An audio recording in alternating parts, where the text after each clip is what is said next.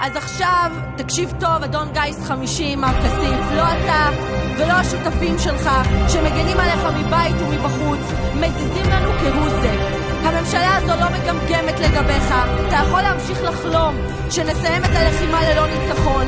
אנחנו לא מתביישים לומר שאנחנו רוצים לראות את חיילי צה"ל הגיבורים והקדושים שלנו תופסים את סינואר והמחבלים שלו באוזניים וגוררים אותם בכל הרצועה בדרך למרתפי שב"ס, השב"ס של בן גביר, לא של בר-לב או מיכאלי, או במקרה הכי טוב לארון קבורה כזה או אחר.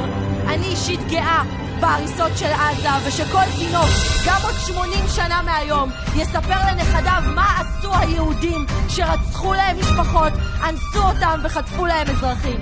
אתה והחברים שלך יכולים לחלום שנאפשר לכם לבנות ממשלה, כי אם אתם חושבים שהפרס על שחיטת יהודים, אונס נשים, עריפת ראשים וחטיפת אזרחים יהיה לקבל לשבת בממשלת שינוי, אתה חולם. תצעקו עד מחר שלום עכשיו ובחירות עכשיו, מקפלן ועד עזה שישמעו אתכם. לנו יש משימה, אני מסיימת, והדבר האחרון שניתן לכם הוא שעופר כסיף